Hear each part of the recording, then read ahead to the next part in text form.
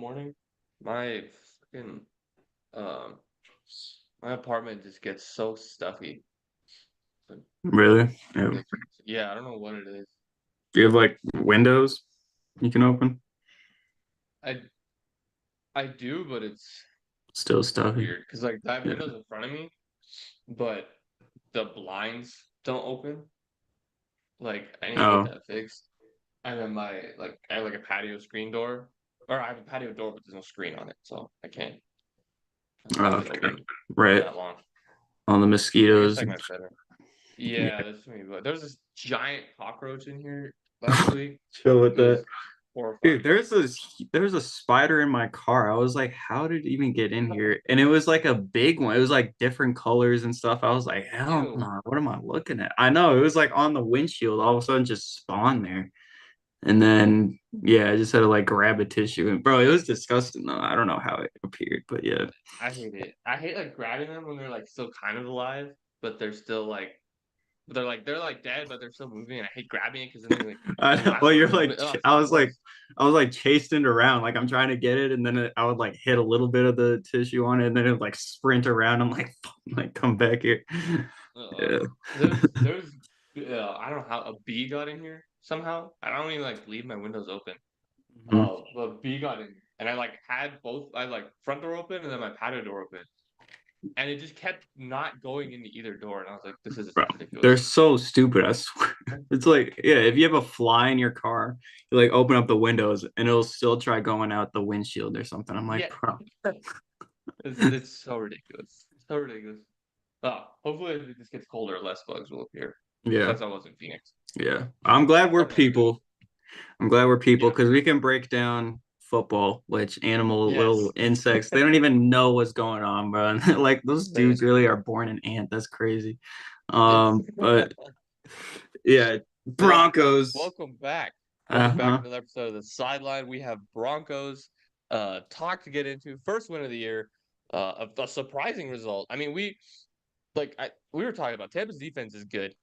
But they were banged up. No, Anton Winfield, who's a guy who we were kind of highlighting before the game last week as someone who could really make Bo Nix's life difficult.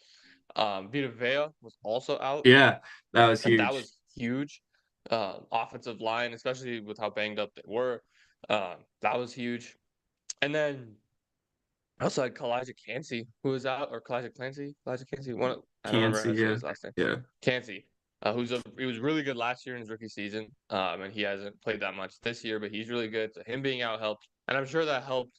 Um, keep Bo Nix clean, didn't have a single sack taken, and the offensive line, like I said, banged up, so that helped them having to play. Still good players, but not nearly as formidable as they'll be when they're at full strength. So good, good win. What was your biggest kind of takeaway from Sunday? I mean, it has to be Bo Nix. It has to be the offense finally looking, formidable. Um, in this third game, seemed like Sean Payton opened up the playbook. I mean, we saw it the first play of the game.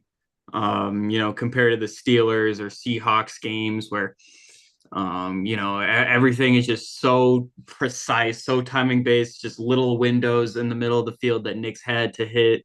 Can't run the ball, pressure coming in, this and that. This game started off right away, first play of the game. I bet the Buccaneers, there was that report. I don't know how true it is from James Palmer about the Steelers players like laughing in the locker room about how basic the Broncos game plan. I don't know if the players really do that, but I guess. Um, so I bet the Buccaneers defense, Todd Bowles coming in, rookie quarterback hasn't looked good. We're just gonna blitz, do his blitz stuff that he loves to do, blitz all over the place, get in Nick's head. But Peyton came out right away, won the coin toss and received. And then first play of the game is like a 25-yard back shoulder throw to Cortland Sutton, just one-on-one. Beautiful, because I feel like those in that Seahawks game, that was his best throw of the game was the back shoulder to Reynolds. And then the Steelers game, I feel like I just feel like his best throws so far down the field have been those back shoulder ones. So I like getting started with that. And then um, after that, I mean, it was another, it was a check down to Adkins, but there was a guy deep that he could have thrown to, but just missed him, went to the check down, whatever, 6 yards. And then the next play after that, a deep one to Reynolds for 31 yards. So that's back to back to back. First three plays of the game are deep pass calls for Bo Nix against an aggressive Buccaneers defense that was not expecting it. So I loved Sean Payton's game plan there. Um, and so yeah, I mean, I'll let you talk too, but Bo Nix definitely, and just their aggressive play calling is what stood out to me. Yeah, I mean, we talked last week about Denver not doing a lot to kind of get Bo into what he's good at. He's exceptional at short and intermediate passing. That is his thing. It's quick, just kind of get it to your first, second read, get it to the open guy really quickly, let them make a play. If not, you still get 5 to 6 yards out of every single completion.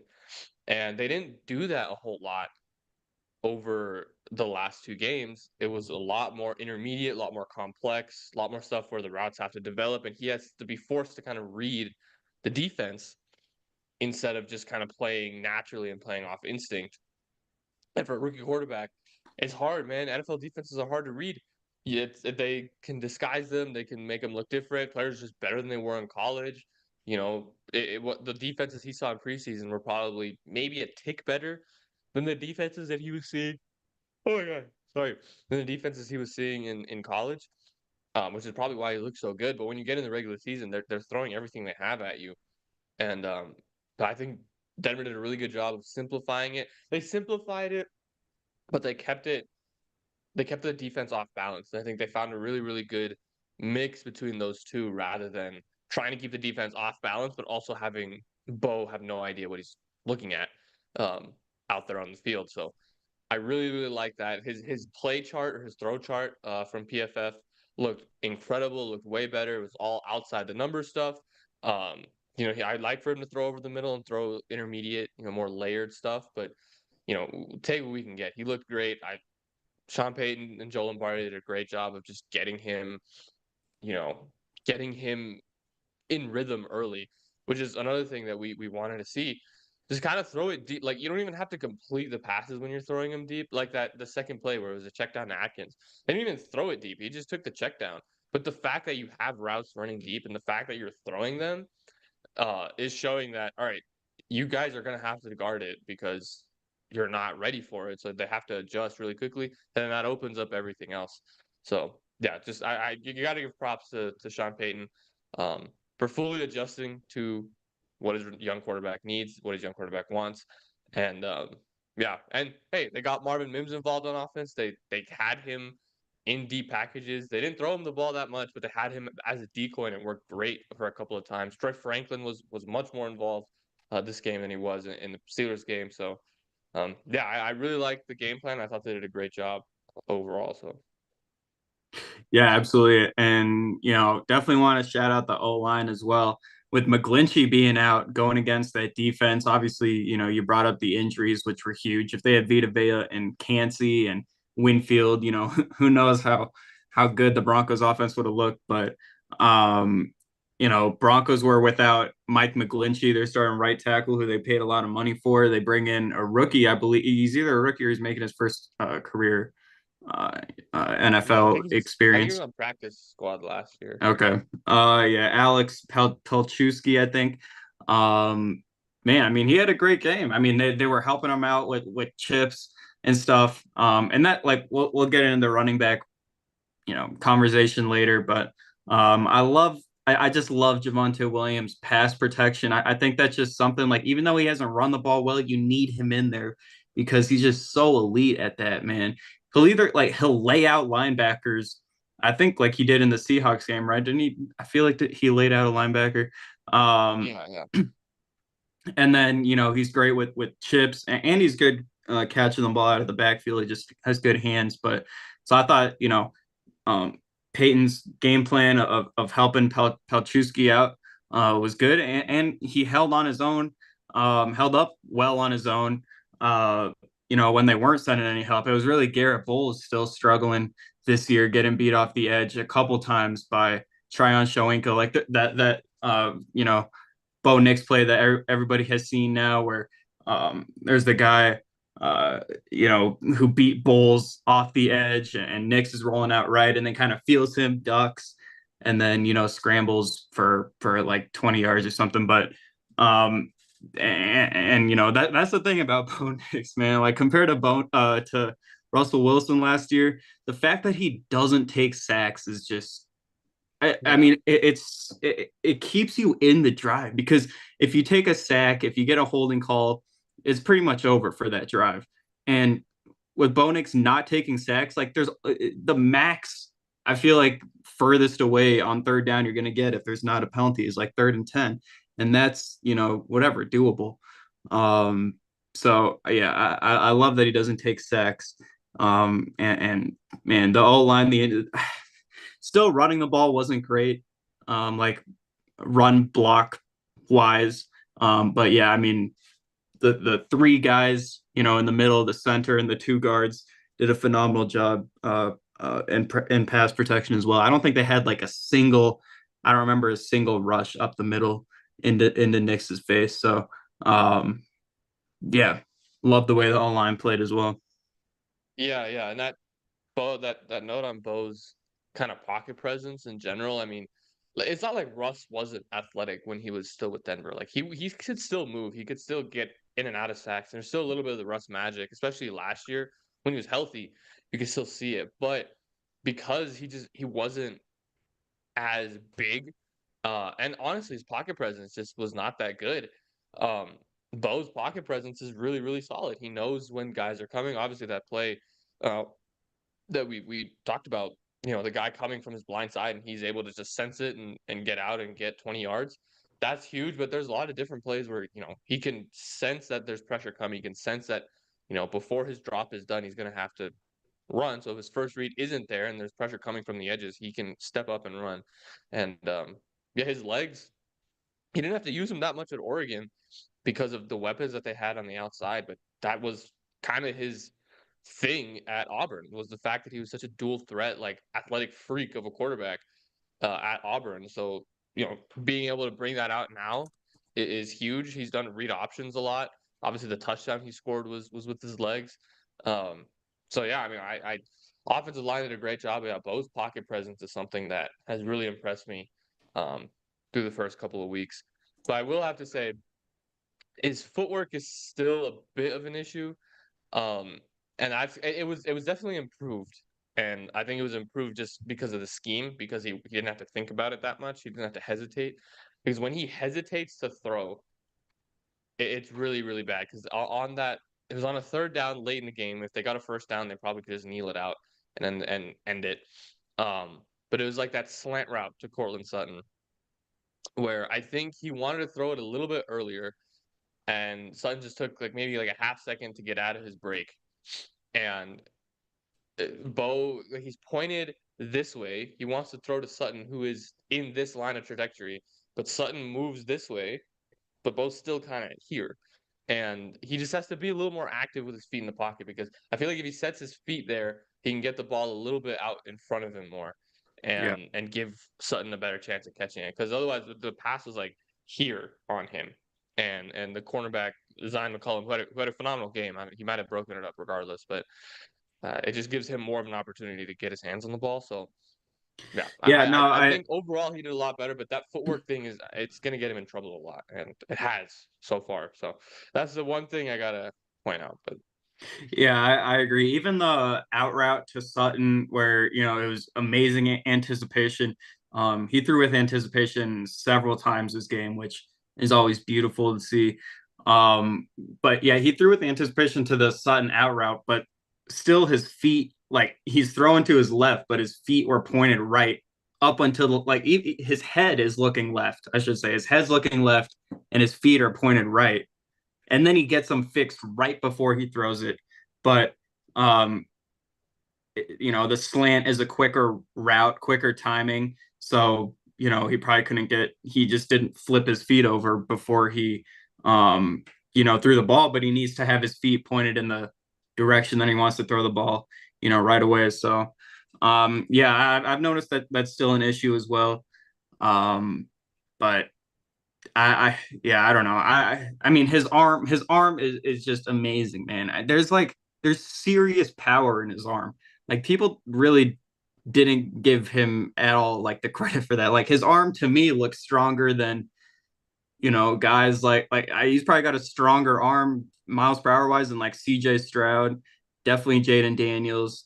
Um, like guys like that. Obviously, he's not in the Josh Allen, Mahomes range or Stafford range, but maybe like the Aaron Rodgers range of just straight, heaters throwing the ball. So, yeah, I think his arm looks great. And then his rushing, this was interesting. I actually didn't realize this in 2022 with Oregon, he had 500 rushing yards and 14 rushing touchdowns.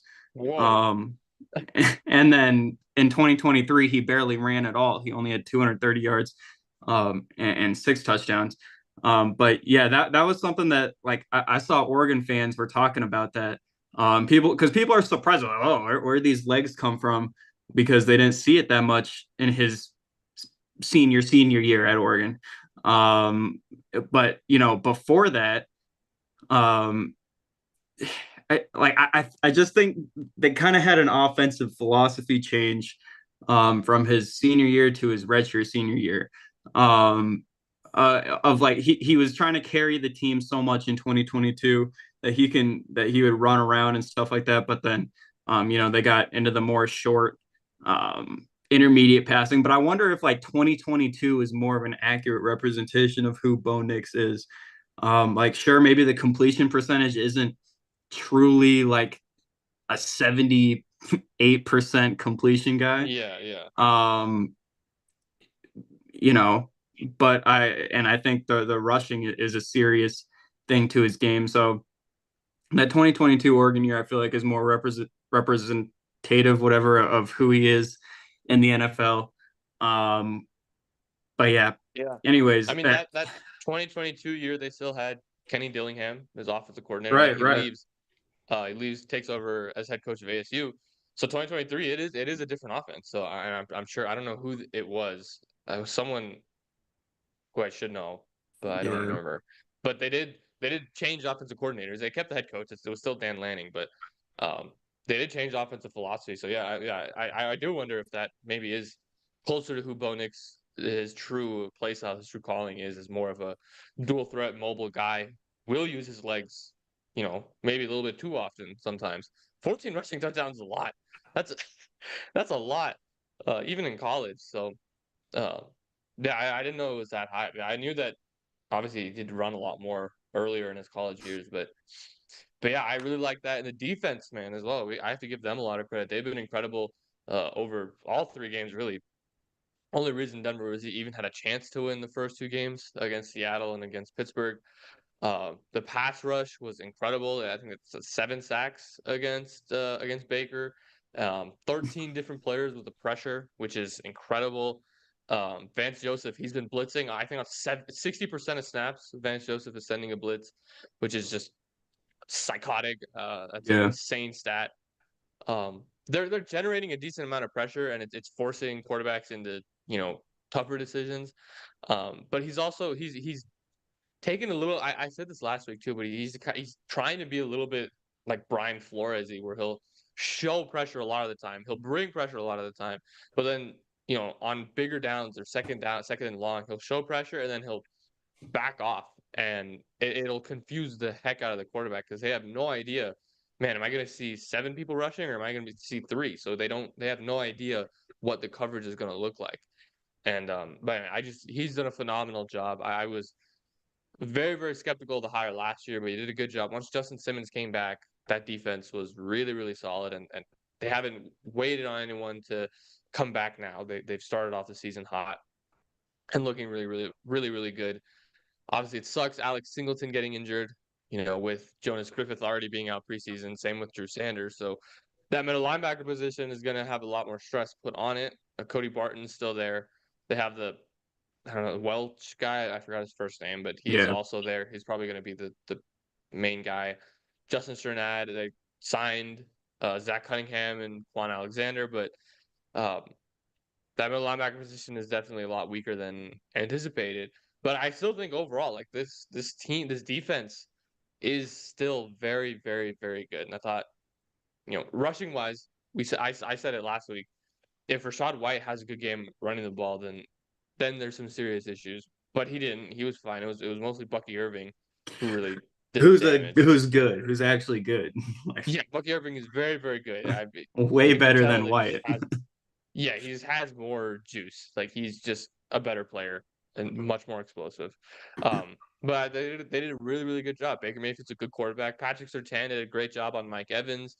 Jaquan McMillan had a really, really solid game in the slot. Riley Moss had a phenomenal game. He's gotten better each and every game.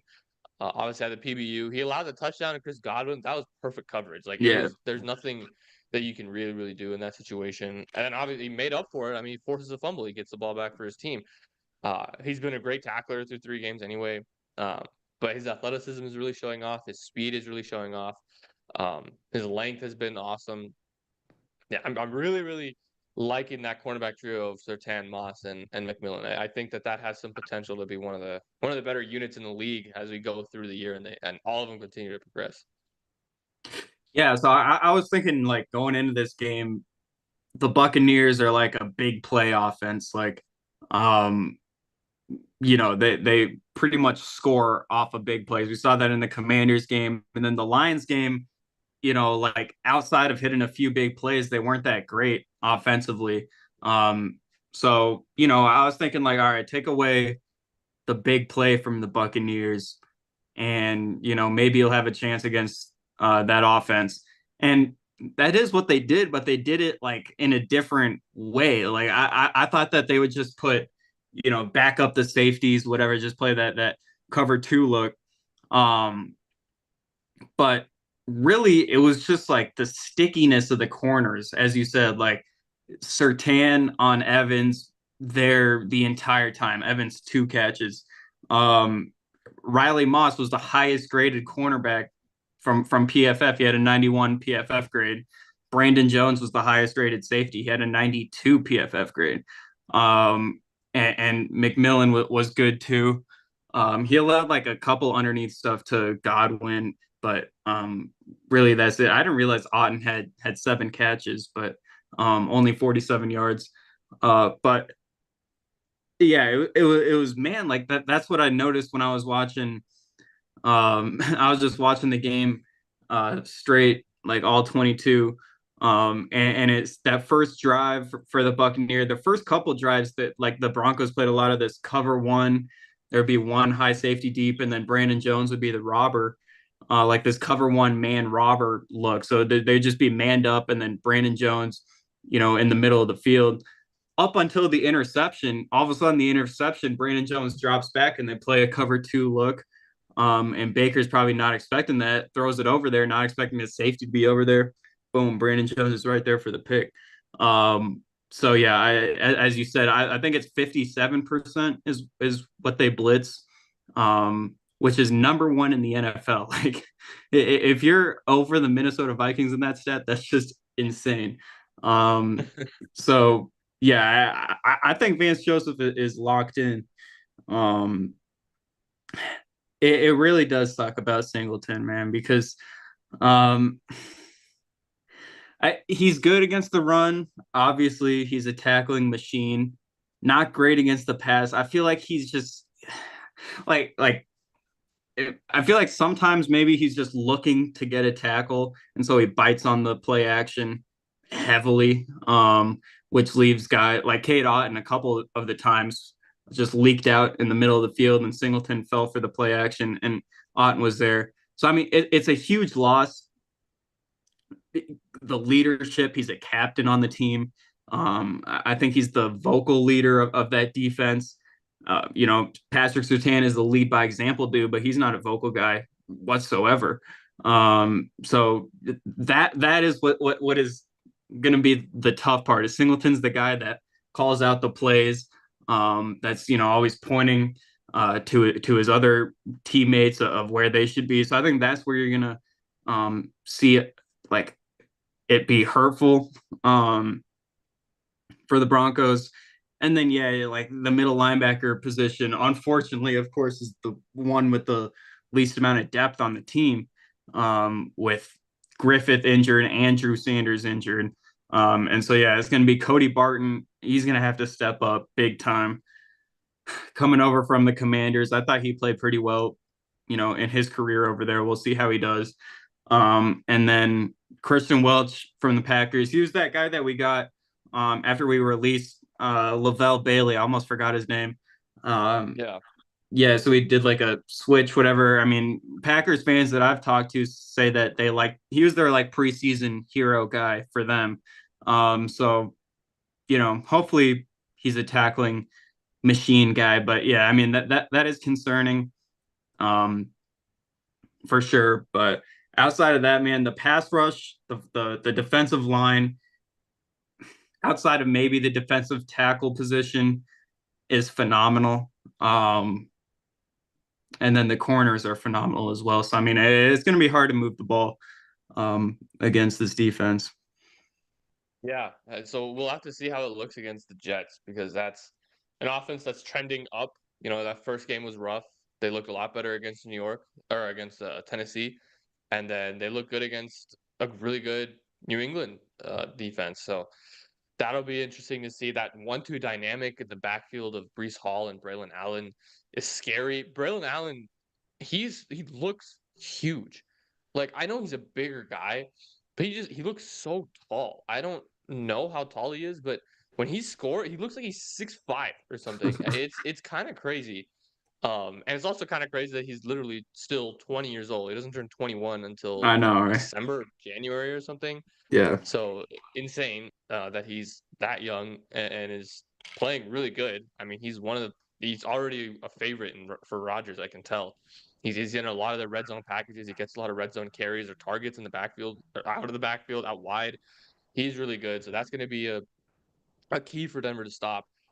And yeah, obviously with Singleton out, it sucks. And yeah, like we've dogged on him a lot over the past couple of years because yeah, he does miss a lot of tackles, but he makes a lot of them too. He had like 60 more tackles than anyone on the team last I year. know. I know. Leading the team tackles this year. He just played a full game on a torn ACL. The dude's a dog. He clearly, like you said, clearly is a vocal leader on the team. He is also the leader on the field. He has the green dot. He gets the play call. He's the team captain. Guys respect him. So him being out is definitely going to affect them. Quan Alexander is good. I still think that he's fine. He can work, especially in the system, but he's not going to play this week. It's way too soon. I'd be surprised if he was even activated. Um, but I mean, yeah, it's a tough loss for him to be out. So it'll be a test against Rodgers. I think the Vance Joseph scheme of blitzing that much, it can work. It's just harder against mobile quarterbacks. So like against Geno Smith and against Justin Fields, there were points where they were able to escape out of the pocket, and there's not as many guys over the middle of the field or just in coverage in general to be able to stop them from picking up a first down with their legs. But against Baker, he's not as mobile, so it worked a lot better. Rodgers is not nearly as mobile as he used to be, especially after the injury, but he does control the line better than probably anybody in football does right now. So that'll be interesting to see, that kind of dynamic. Um, but yeah, it's going to be a really, really good game because both of these defenses are really, really good, and both of these offenses are going to have to figure out ways to just kind of break through and get a couple big plays to have them lay off of them a little bit. So I'm kind of scared about how this Jets defense is going to look against the Broncos, though, because I that's an know. elite unit. And it's completely different than the Buccaneers scheme. Like these dudes don't blitz; they'll just send Yeah. four and drop back, and their cover corners are amazing. I sometimes wonder if blitzing a rookie quarterback makes it a lot easier on the rookie because you just like see the blitz and boom, you're just gonna throw it right to where that blitz came from, without really like reading and progressing through. And so the Jets are gonna force you to progress through everything while also having Quinn Williams, and those dudes that have created a ton of pressure for. I'm literally like blanking on the other. Bryce Huff went to the Eagles. Reddick's not playing. Oh yeah, their rookie Will McDonald. He's got like Oh he might yeah, have 4.5 sacks already. I think he's like Um, second in the league in sacks right yeah, now. behind Hutchinson. Yeah, well, them losing Jermaine Johnson is huge. Because man, that D line would have been amazing with him. But yeah, I would like it's gonna be tough, man. It kind of feels like the Steelers game where it's just like I just don't really know how they like come away with the win here. But um obviously extremely promising how the offense looked. I think what you're gonna have to do is run the ball. This is gonna be the first game. Um, I guess. I mean, obviously, it would have been helpful if the running game worked in the first three games, but this is going to be like the first game I feel like where the running game needs to really be good and has the potential to be good because we saw the Jets or the Niners and Jordan Mason run all over the Jets. Um, I think that's somewhere where you can, get an advantage, but the run game just looks so unpromising up until Tyler Bidet. Yeah.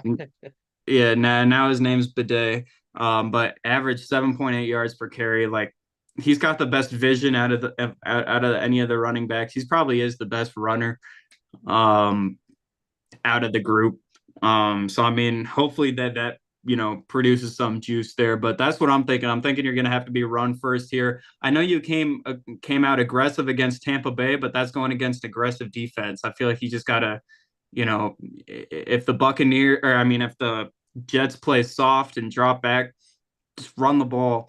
And you're gonna have to be run first. I think if Bo Nix has 30 attempts or less, the Broncos have a chance. If he's got more than that, I can see an interception or two coming. Um, so yeah, let's hope they run the ball. It'll be a completely different game for sure. And then I think going against the Jets offense, um, like I'm confident against the pass. I'm confident in the back end. I think Sertan on Garrett Wilson. It's just so nice when you can just have a corner and just be like, all right, he's just gonna take the best receiver out of the game. Like that's just insane. So I mean, hopefully, Garrett Wilson's taken out of the game, and then Riley Moss continues his great play on whoever they got at receiver two, whether it's like Mike Williams or Lazard or do they have like a little fast guy? I like Gibson, but does he just return punts? I don't know. I think he just Um, returns punts. yeah, I'm trying to think of who else.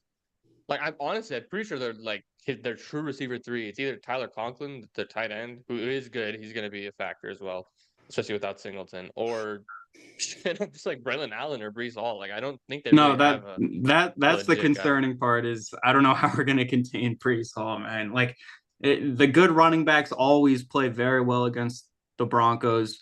Um, it's gonna be hard to stop him. I'm scared of that because he went off against the Broncos last year.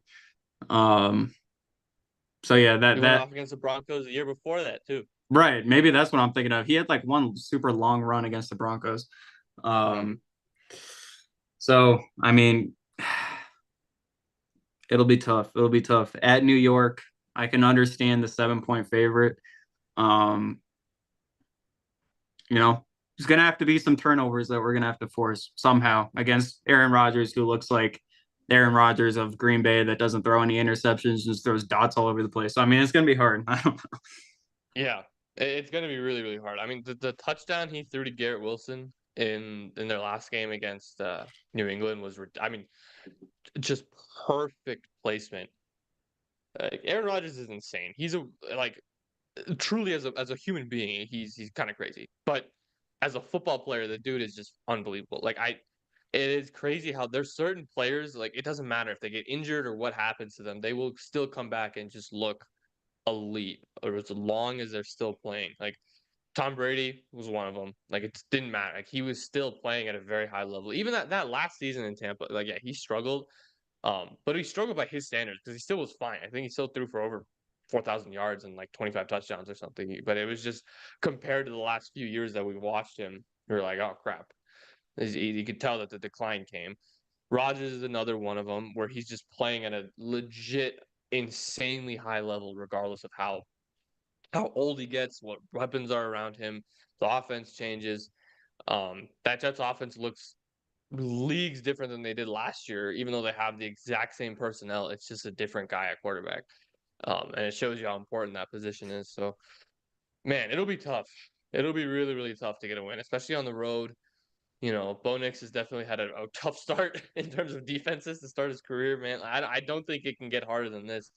You go Mike McDonald on the road in Seattle. You go Mike Tomlin with that Steelers defense, and you go on the road against Tampa. Yeah, they're injured, but it's still a good team. And then on the road against Robert Saleh, and that how insanely talented Jets defense. Like, yeah, but I'm with you there. That run game they have to take off at some point. Badi, I guess. I think he pronounced it different at the game, but then in press conferences he changed it. So I'll go with Badi, I guess. Bidet, I think. Oh, it's Bidet. Okay. Yeah. Okay. Well, Tyler Bidet, um, he's gonna have to be a big part of it. I feel like he'll take the McLaughlin role last year. We're just kind of the third change of pace back who can, just give you some sort of different look than the first two guys. Hopefully Javonte can do something. He had a play last week where it was kind of like, oh, he broke a tackle and got some extra yards. And I was like, okay, we're trending in the positive direction. But that was the one only play, and it was out of the back. It was a catch. It wasn't even a run. So hopefully he can get something going. But yeah, because they still have some good linebackers. Obviously, Sauce Gardner is still an elite corner. They also have DJ Hall or that's what I was saying, DJ Reed, who's another really really good guy on the other side. So um, yeah, throwing the ball is going to be really hard against this team because yeah, like you said, they play so different than Tampa. They really just sit back and force you to make a mistake. So, but I mean, uh, Tennessee's offense moved the ball very well against New York. They just had the Will Levis plays that kind of took them out of it. So I think if Bo Nix doesn't do that, they definitely have. It's definitely possible for them to move the ball, but man, oh, it's tough. It's really really tough. I wonder if them being in West Virginia for this whole week, I wonder if that's gonna help or not help. Because I know they're doing it so they don't have to keep changing the time zones, but like, man, being away from home and your family for that long, that could definitely take an I effect. Yeah, but it's only like one. It's not like they're doing that every week. So I think like it will be a positive though, just being around everybody. Um, and I think when you're around everybody like that and you're just around football, like it really puts your mindset like they're very locked into this Jets game. They got to be like of it only being football a football based week. And I mean, like the whole life is football for 1 week. So, staying in the East Coast, I think it does help them, get locked in for this game. Um, the Jets played the Patriots last week, and the Patriots couldn't move the ball at all. But it is the Patriots. Like I don't know how much you can get out of that. Um, I guess the concerning thing was that Ramondre Stevens. I mean, I don't know. I was gonna say they didn't really run the ball that well, but Antonio Gibson still averaged 6 yards a carry. Ramondre averaged 3.8, which isn't like terrible. Um, but they only carried the ball 11 times combined because they barely had the ball anyways. Um, Yeah. so I mean, I don't know. Maybe sometimes I feel like maybe if the Jets go against the Patriots, you're like the worst offense in the league, and then they go against the Broncos, which is a little step up, I guess. Maybe it'll shock them for like a quarter, the first quarter, but uh, yeah, I don't know. Um, I guess I like to end it off. I don't know how much we can keep going here, but like back to that Bucks game. I guess if we want to talk about the game in general, I thought that um, the Broncos getting off to that fast start helped them for sure. Obviously, like get them settled down and stuff. But the Bucks were still like in that game. I always felt like one play by the Buccaneers could flip the whole momentum, and then you could kind of feel it like when Bucky Irvin was starting to get going. It was like, like I think it went from um, if I can pull it up here. Yeah, it was 17. nothing Denver, and then 17-7 Tampa. That was when Bucky Irvin started to get going. It's like a 10-point game. Tampa gets the ball to start the next half. You're like, oh, this could be 20-14. And it very easily could have if PJ Locke missed the tackle on Chris Godwin. That was the maybe game saving play of the game. Was the first drive of the second half, and they throw that screen pass to Godwin, and he gets 13 yards, but he could have gotten 70 or 65, whatever, 70. If PJ Locke didn't make that, there was nobody in front there. Like it would have just been Chris Godwin by himself walking in the end zone.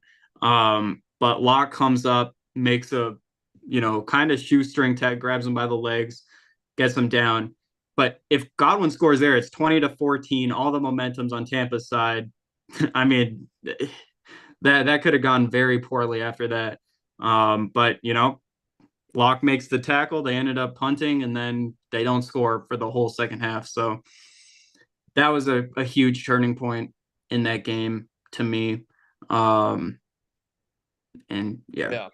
Yeah, I agree. I think for me the kind of big turning point. Yeah, that tackle was huge, but Tampa goes down, they get a score. It's 17-7. There's like a minute 40 left in the first half. Yeah. And then Denver puts together a good drive and Yeah. gets something going into halftime. So it's not 17-7, it's 20-7. So it's still doable. It's still a two possession game. But it's way more, you feel so much better about the team going into halftime because all right, we got a score, we answered what they threw a big punch. That drive was huge because it came after a turnover. Tampa's has all the momentum. You go down, you get something. And I think that's been a consistent theme throughout the first three games. Denver's 2-minute drill has been really, really good. When they work quickly and they work fast, whether it's at the end of the half or they just have to get points because they're down, so they have to work quickly. It's been good. They've been able to score points, and I wonder if that's something that maybe they look into just playing up tempo a little bit more, because it really, really has worked well. Bo's been making good decisions. They're calling the correct plays. Maybe it's just whatever their 2-minute drill package is that they call, and it's just the personnel that's in there that works really well. But I wonder if that's something that they can explore a lot more because that was huge. Like last year, I don't think Denver gets points going into halftime. Obviously, the year before they don't get points going into halftime. I think this year they've done a really, really good job of situationally being good at just playing up tempo and playing fast. Obviously would have loved a touchdown there. It would have been possible. I think they had it. They were moving the ball really, really well, but I think they had one penalty or some sort of negative play that pushed them back and it killed the drive. But it was really, really good, and they're gonna have to do that as well. They're gonna have to be good in situationally against New York, specifically the offense. I think I honestly don't really have that many concerns about the defense. It's just the running backs, but I think the offense, they have to be good situationally. When there is a big moment, right? They go down 7-0, they don't score for a couple of possessions, it goes back and forth, and then there's like 5 minutes left in the first half and they get the ball, they have to score then. Like something like that. They have to score. They can't give the ball back going into half or something like that. But we'll see. This Yeah. is gonna be a tough game. We can go into some predictions. I think we actually have time now, so we can go into predictions for next week. I guess if we want to do that, or if we want to talk about All the games. yeah, just like real quick, just fire them Yeah. off. Yeah. I know you Yeah. have like Let's 10 do it. minutes, so Let me all pull right. up the I got schedule. them up here. First game is tonight. Cowboys versus Giants. I low-key think this could be like a sneakily good game. Um, the Giants look good against Cleveland. Daniel Jones had a decent game. Malik Neighbors has been incredible, and the Cowboys have not looked good for the past two games. So Yeah. um, Yeah. it'll be interesting. It'll be interesting. I'm going with the Giants. Screw it. They're at home.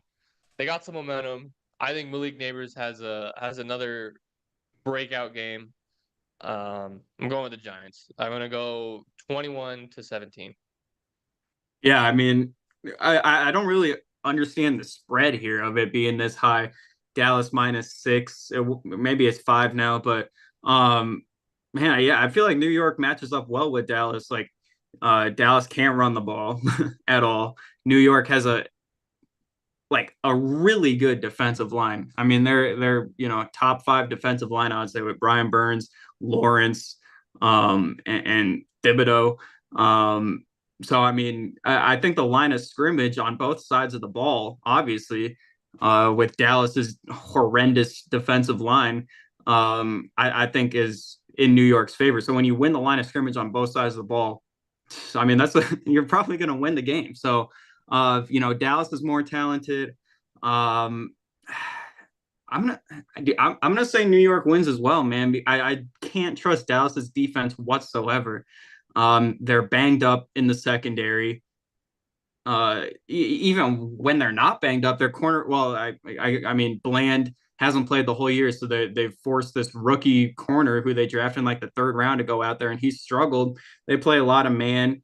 Trayvon Diggs, I feel like, is he fully healthy? I don't know.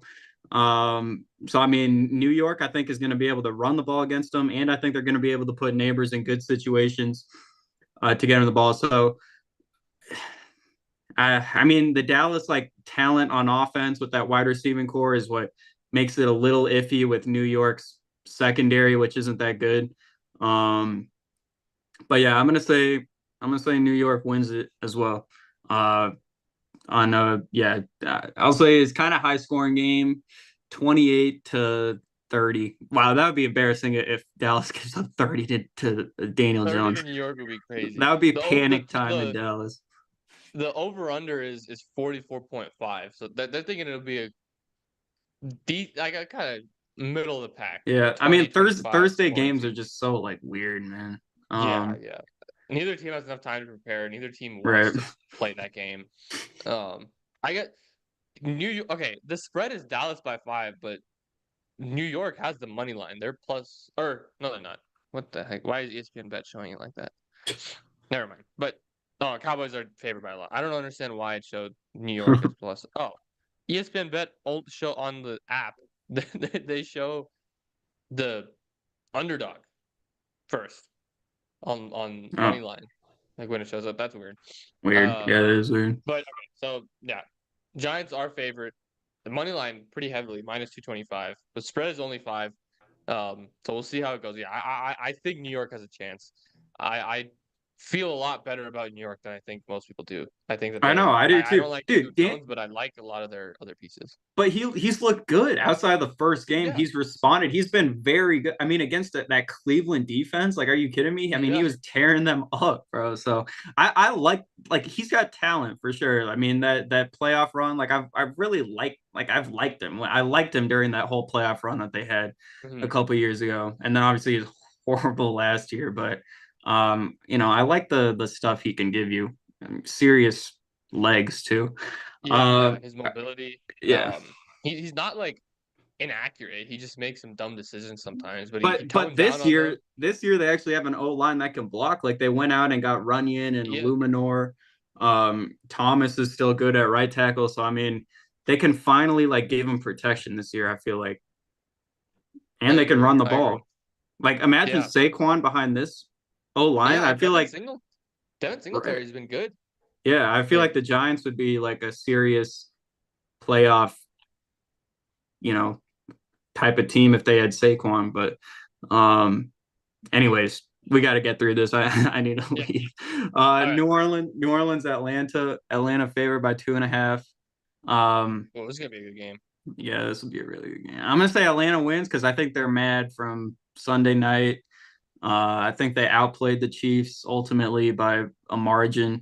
Um, so yeah, I'm gonna say Atlanta wins 27-24.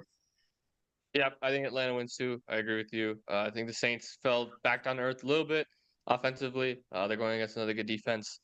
It's a home game. This is a rivalry game too. Atlanta's favored by a hair. I'm gonna go Atlanta again. I'll go 25-21 Atlanta. All right. Here, Vikings, Packers. This is gonna be a really good game. I'm really excited about this. Jordan Love may be playing. Jordan Love maybe not. I know he's increased his practice reps, but I think regardless, Packers have looked good. But honestly, it's in Lambeau, man. But I'm gonna take Vikings, man. Green Bay's favored by 3, which at home just means that it's even. Um, the money line is really, really similar. I'm gonna go with the Vikings. I'm a believer in Kevin O'Connell. I'm a believer in Brian Flores. I think that this is a legit team, and I think Aaron Jones is gonna have a baller game coming back to Green Yeah, Bay. And I'm gonna go I forgot. Vikings. I'm gonna go Minnesota 21-17. I forgot about that factor. I'm gonna go Green Bay because I think you can run against this Minnesota defense, and Green Bay's running game is elite. Yeah. And their Green Bay's defense is elite as well. So I think Green Bay wins being at home, uh, regardless of the quarterback. I'm gonna say 24 17. 24-17. Okay. Eagles Bucks. Another game. There's a playoff rematch of last season. In Tampa, both teams 2-1.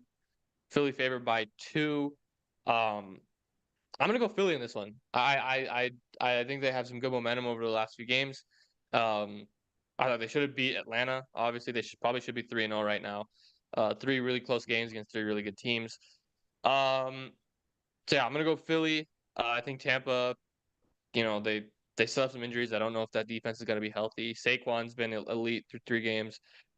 I'll go Philly 28-20. Um, this will be interesting because I feel like Philadelphia is like Achilles heel this year, or whatever, has been allowing the big play up until the Saints game.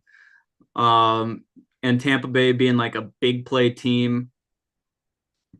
But they did shut that down with the Saints. Like Tampa Bay and the Saints kind of feel like similar teams now to me. Um, Yeah.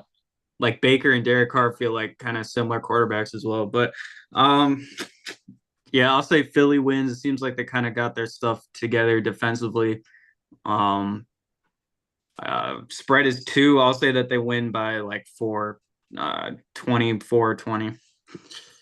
Okay. Bengals Panthers. This is gonna be a horrific game. Bengals 0-3, coming off 3 bad losses. Jane Daniels looked like MVP Cam Newton against Yeah. them last week. He had an incredible game. The offense has picked it up over the last 2 games. They looked really bad against New England, but they looked really good the last 2 games.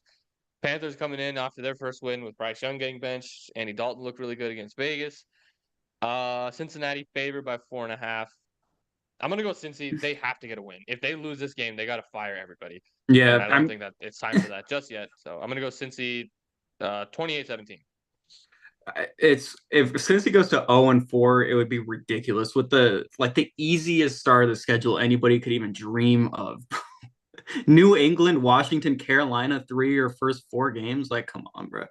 Um, but this would be different. Like, if Bryce Young got benched yesterday and Andy Dalton is coming in and his first game is against Cincinnati, that's a trap game to me that I think Carolina Oh could yeah. win. But now that since he knows what's coming, their defense is very concerning to me. Like they don't have a pass rush.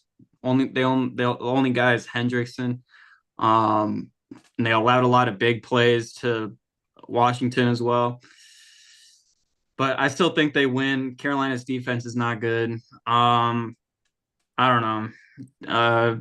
Cincinnati 31, Carolina 20, I guess. I'm going with a blowout, but it's like since Yeah. this is desperation mode for Cincy, they have to win.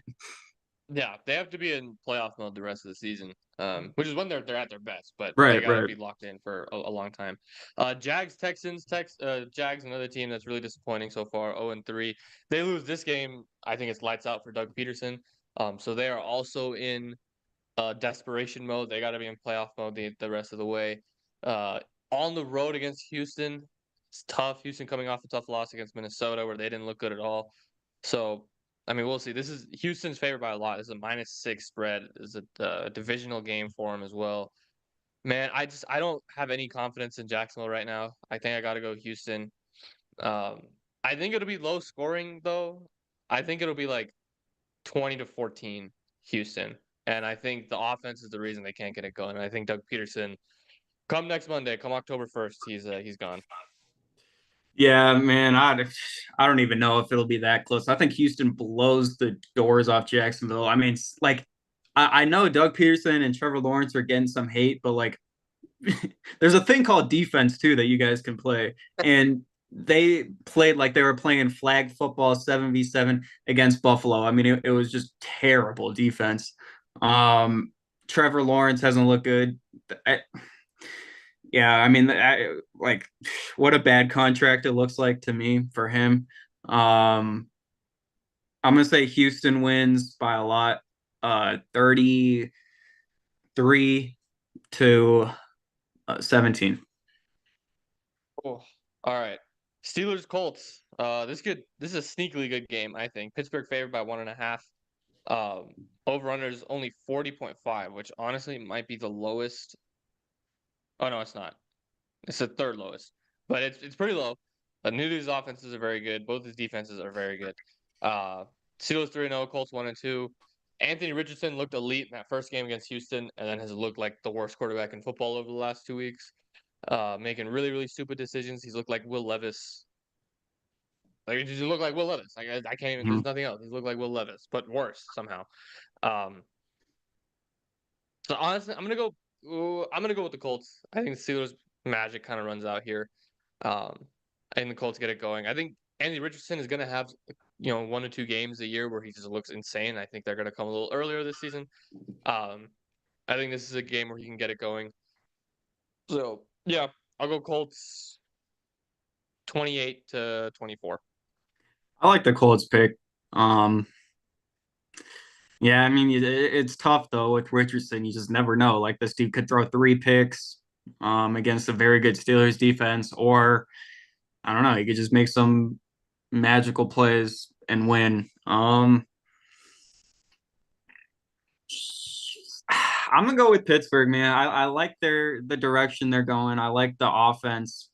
Justin Fields, I think, has commanded that team. Um, Pittsburgh, I'll say they win. Yeah, this will be a low scoring game, probably again, 2017. 2017. All right. Rams Bears. Two 1-2 teams. Rams coming off their first win of the year. Uh, Comeback win against San Francisco. Bears coming off 2 losses were in 2 games that they probably could have won against Houston and against Indianapolis. So we'll see how this one goes. Chicago favored by 3, but they are at home, so it's basically even.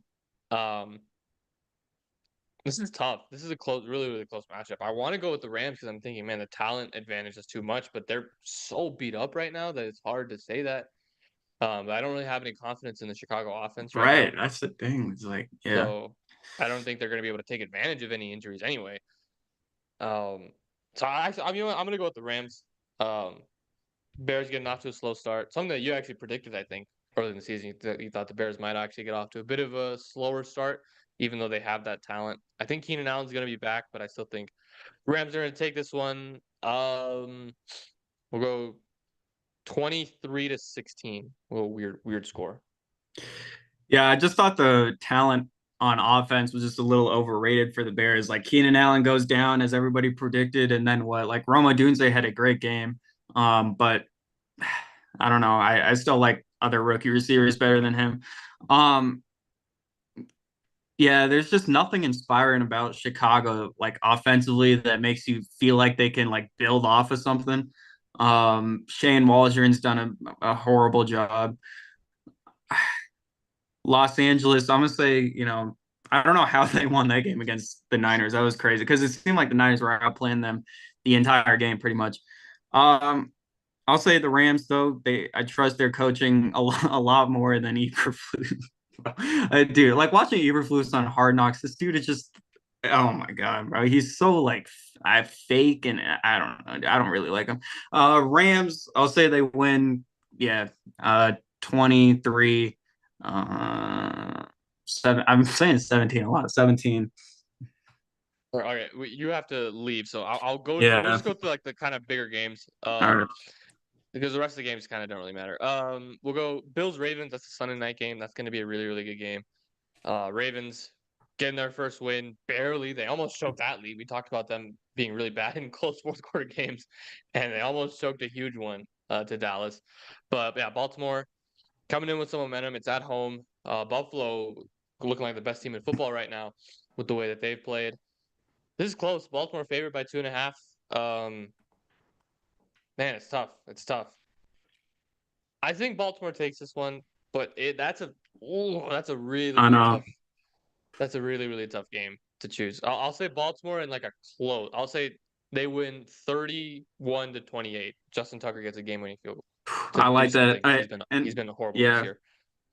yeah, I agree with you. I think Baltimore wins a close game. I feel like they finally figured out their offensive identity, but maybe that's, really easy to identify against a Cowboys defense that can't stop the run. But can Buffalo's defense really stop the run? I don't know. Yeah, I'll say Baltimore wins a close game but man, I mean the Bills look really good, but They look really um good, man. Baltimore They needs look, this win, though. I guess that's where I'm more going with. Baltimore is more desperation. So I'll say yeah. that they win. Yeah, 3-point game, close game as well. Okay. The second Monday night game is two Monday night games again. The first one is going to be the worst game I've ever seen in my life, so we're not even going to talk about it. It's Titans Dolphins. But the second game, really good game. Seahawks Lions. These two teams always play incredible games whenever they match up. Seahawks look really, really good. 3-0. The offense looks really solid. Defense looks really good. Mike McDonald has them working. Lions coming off of a good win against Arizona on the road after a tough loss to Tampa in week 2. Detroit favored by 3.5. This is in Detroit. This is a tough one as well because I think both these teams are playing really, really good at this point. I'm gonna go Detroit, man. I'm gonna go Detroit. I think this is a high-scoring game, though. I think both of these defenses break a little bit. I'll go 35-31 Detroit. Yeah, this is very interesting. I like Seattle a lot. I feel like if Seattle wins this game, like, are they the favorite for the NFC West? Maybe. Yeah, But I don't know.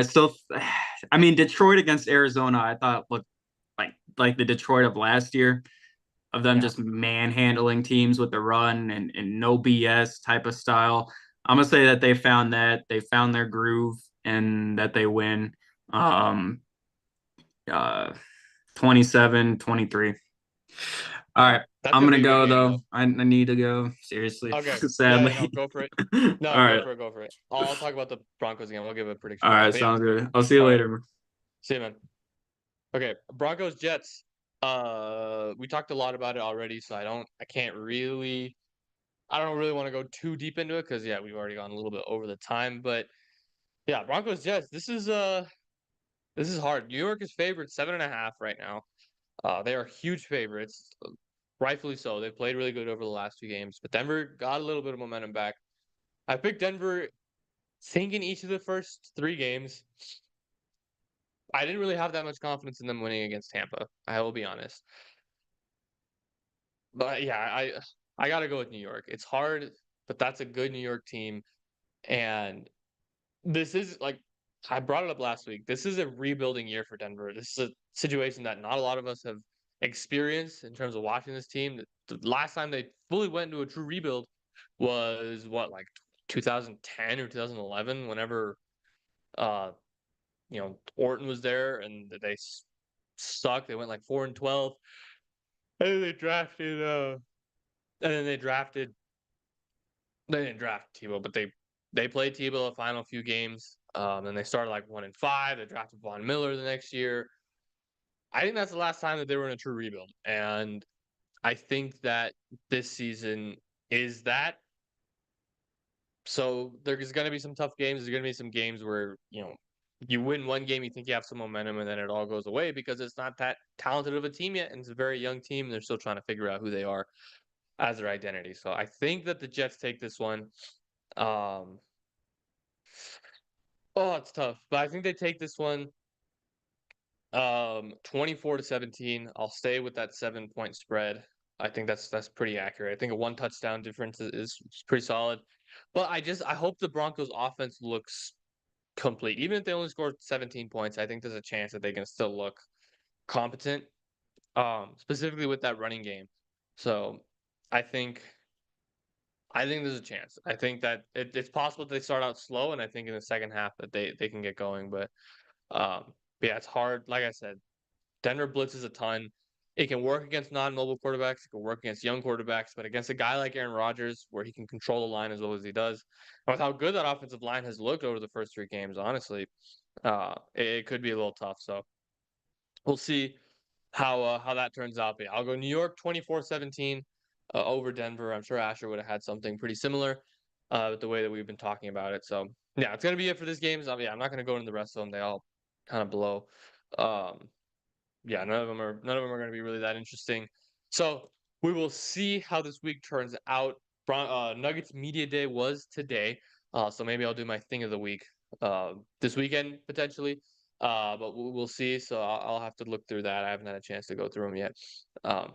So yeah, thank you guys for watching. We will see you next week, where we will 100% talk about the Denver Nuggets and also what happens this week in the NFL. So